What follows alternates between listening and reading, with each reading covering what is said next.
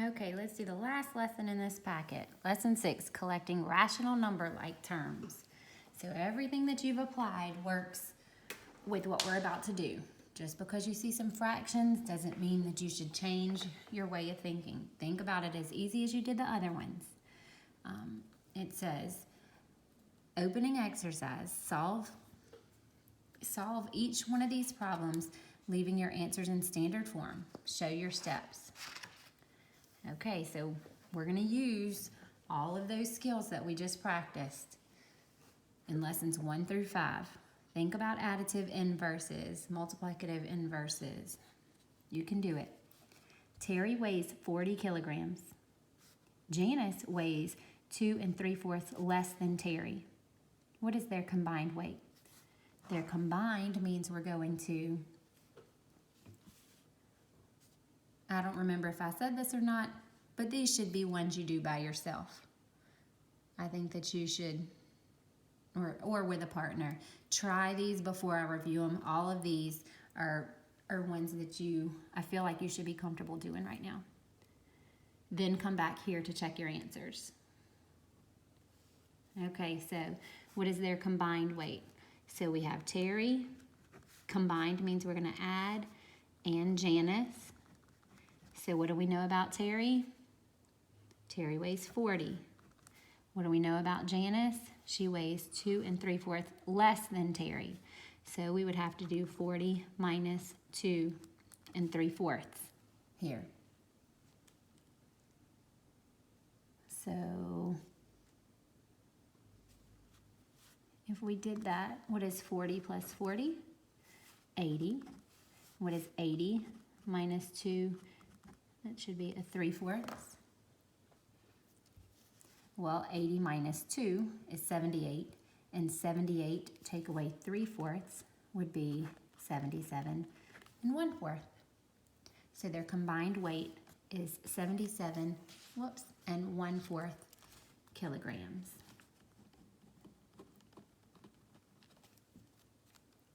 Okay, let's try B. 2 2/3 minus 1 1/2 minus 4/5. Remember, when you're adding or subtracting, you need common denominators. We need to change these mixed numbers into improper fractions. So I would change 2 2/3, multiply then add, to 8/3 minus 1 1/2, which is 3/2, minus, and bring down that last fraction. Let's make them have common denominators. What do you think it should be between 3, 2, and 5? I think going with 30 would be the one the majority of you use. Here's where some of you start to get off. Let's do 3 times 10 is 30, so 8 times 10 is 80. 2 times 15 is 30, so 3 times 15 is 45. 5 times 6 is 30, so 4 times 6 is 24. So now that we have that common denominator, we can keep it, and 80 minus 45 minus 24 gives us 11. So we end up with 11/30. 1/5 plus -4. So 1/5 plus maybe -4/1. We need a common denominator.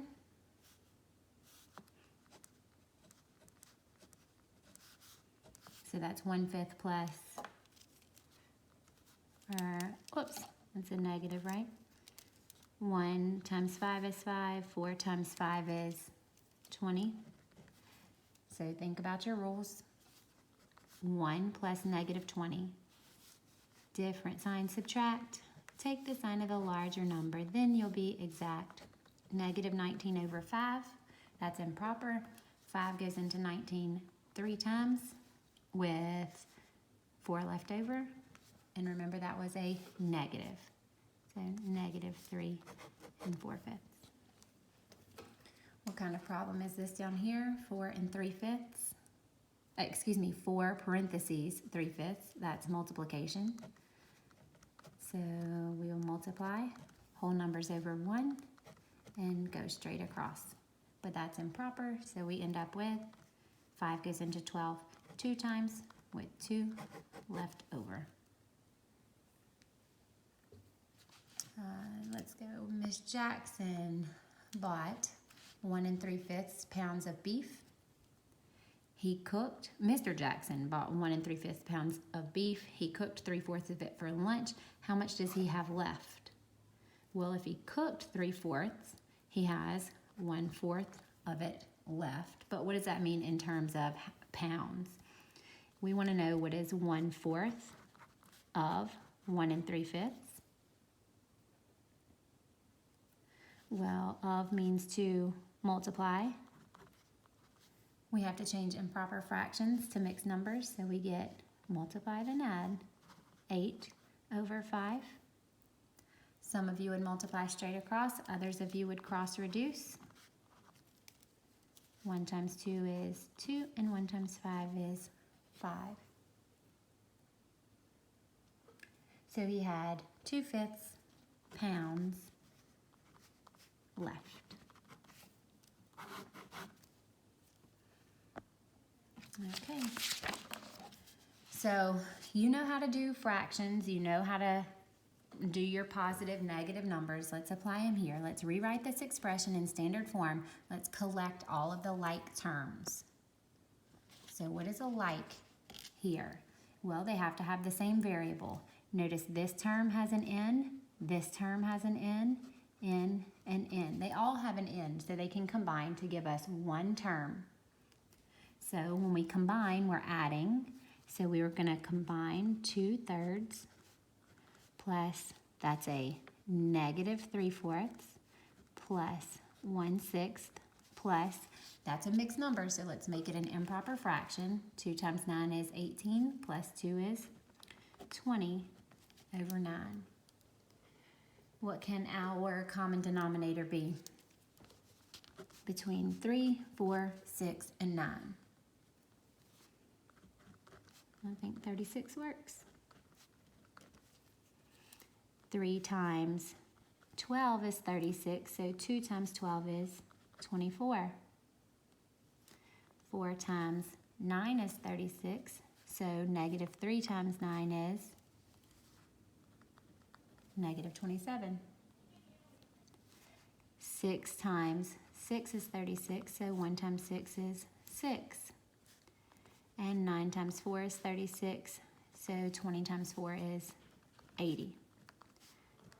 So we're adding all of these together. When you add, since they have a common denominator of 36, 24 plus negative 27 is negative 3. Negative 3 plus 6 is positive 3. And positive 3 plus 80 is 83. But that is an improper fraction, so we're going to 36 goes into 83 2 times with 11 left over. And remember, these were like terms. They had that n with all of them. So that whole problem combines to just give us 2 and 11/36 times n.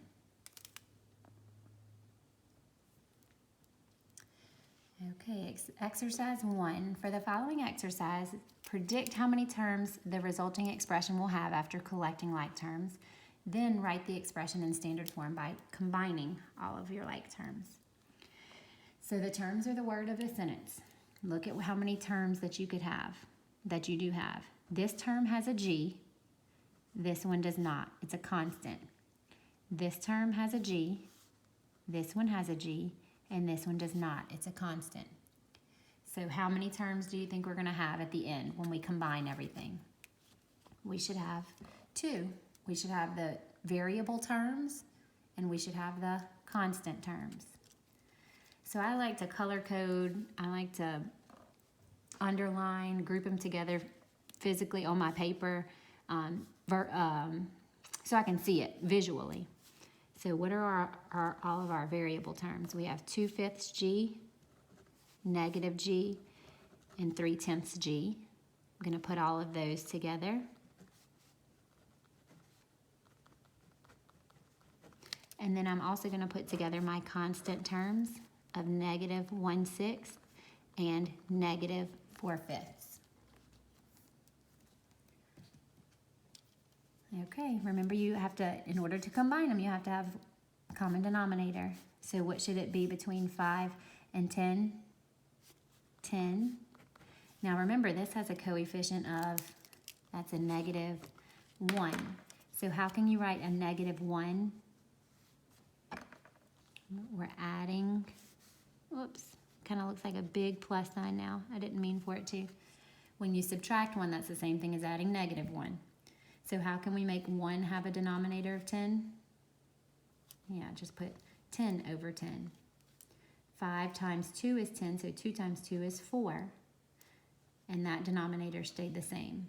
So if we add all of these together, 4 plus -10 is -6, and -6 plus 3 is -3/10. Remember, these were our variable terms though. They all had that G with them.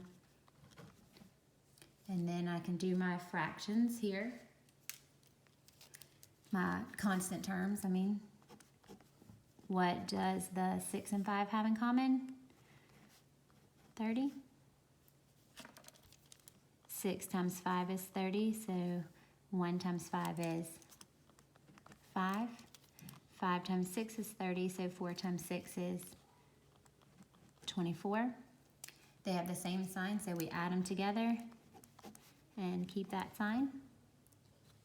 So our final expression, we said it would have 2 terms, and it is going to have 2 terms. -3/10 G minus 29/30, or plus -29/30.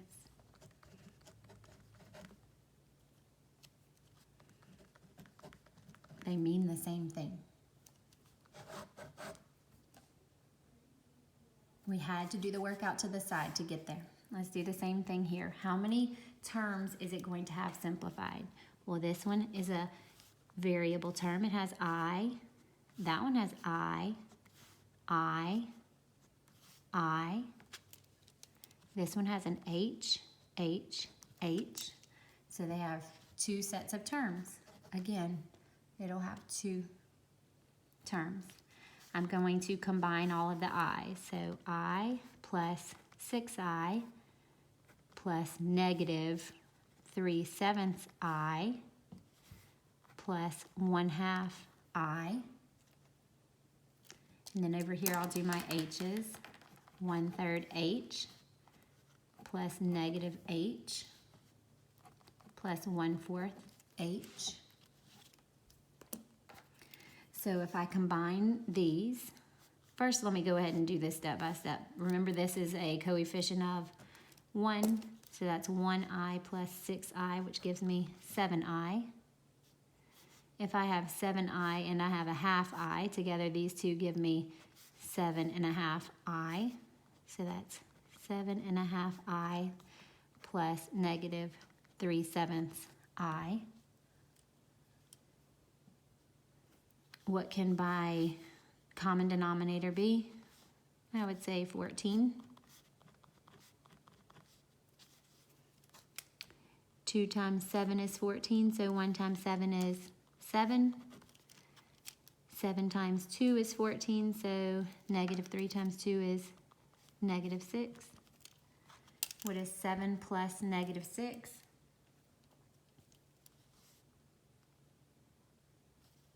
1. So that is 7 and 1/14 I. And then let's do our h's. Remember, this one is a coefficient of, it's a -1. So I'm just going to go ahead and add my 1/3 and 1/4 together first. They both have a common denominator of 12. 3 times 4 is 12, so 1 times 4 is 4. 4 times 3 is 12, so 1 times 3 is 3. If I have 4/12 and I have 3/12, together I have 7/12.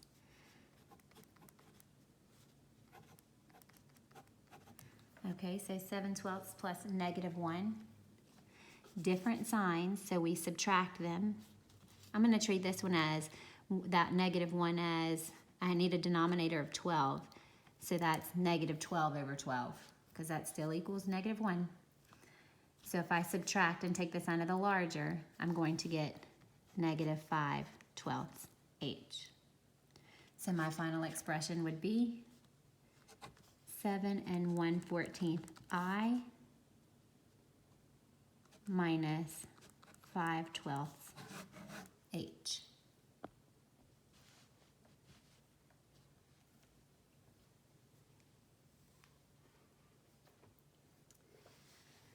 Okay, let's do example 2. Example 2 says that we have at a store, a shirt was marked down in price by $10. We don't know how much the shirt costs yet, so I'm just going to write shirt minus 10. There's my shirt. A pair of pants has doubled in price. Think about what that word doubled means. We're going to multiply it by 2.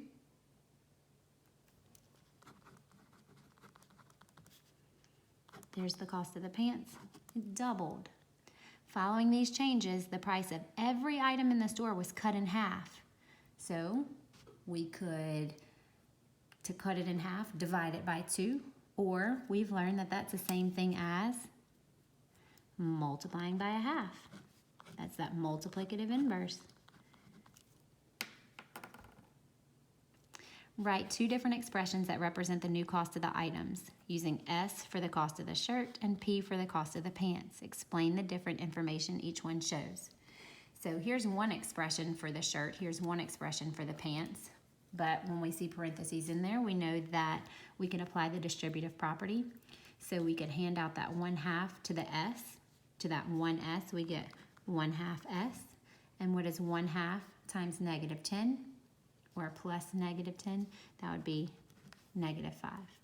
So we have this one or this one. And here, if we hand out that multiplication to the term 2p, half of 2p gives us 1p. We know, because of the multiplicative property of 1, that we're not going to write 1p, we would just write p. So here's one expression, here's one expression, because we had to do 2 different ones. Explain the different information each one shows. So this had the price. We were taking 10 away from the price and then finding half of that. Or we could find half of the price of the shirt and then only take away half of the $10. This one doubled the price of the pants and then found half of that. This one shows that if you double it and then find half of it, that's the same thing as not making any changes at all.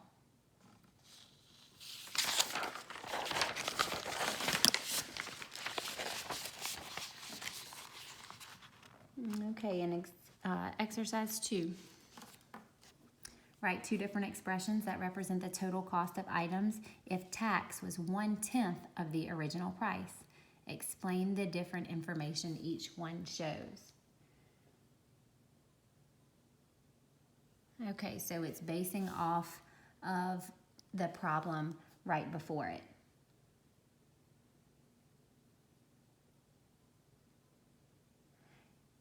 So based off of our problem right before it, we had 1/2 S minus 10. We also had, which one was it? No, well, we'll just use this one. Just one of them for right now. Okay, so here's our work for this shirt. This was our expression we came up with a minute ago. So if we were supposed to add 10%, or excuse me, this is 1/10 of the original price. It says that it's tax. Then that means taxes are added to it. So we would have to add the tax. Well, how much is our tax? It's 1/10 of the price of the shirt. Well, of means to multiply. We don't know the price of the shirt, so that is S. So it would be 1/2 times s minus 10 plus 1/10 of means to multiply, and there's our s. But we know that we can combine like terms. We see an s here and an s there. So we could have done 1/2 s minus 5, because of, remember, the distributive property, plus 1/10 s. Do you see any like terms? Yeah, these both have an s. So 1/2 is the same thing as 5/10 s. We could use the commutative property and switch that order. Put our variable terms together. So 5/10 s and 1/10 s gives us 6/10 s minus 5. But that fraction's not in simplest form. 6/10 reduces to 3/5 s minus 5. So there's our expression including tax for the shirt. Now let's do our work for the pants. Remember, the pants, they were costing 1/2 times the doubled price. But if we want to include the 10% or the 1/10 of the original price, which is 10% tax, then we need to do taxes added 1/10 of the price of the pants. So if we simplify this, 1/2 times 2p gives us 1p. And then we would combine like terms. 1p and 1/10 p together gives me 1 1/10 p.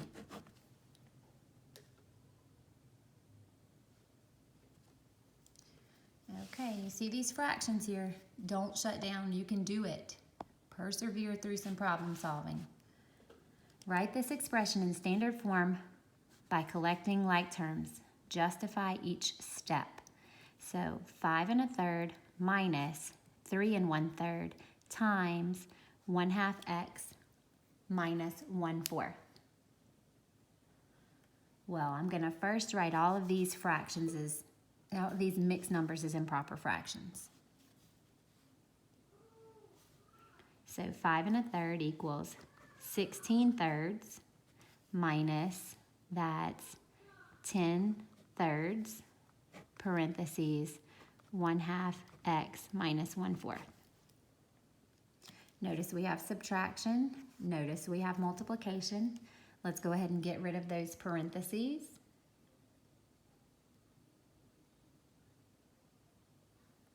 By doing the distributive property. It might help some of you to see that this is not subtracting 10/3, but adding negative 10/3. Adding the additive inverse. So let's hand out negative 10/3 times 1/2 x and negative 10/3 times negative 1/4. If I multiply these, a negative times a positive is a negative. We get 10/6x. A negative times a negative is a positive. That would give us 10 times 1 and 3 times 4.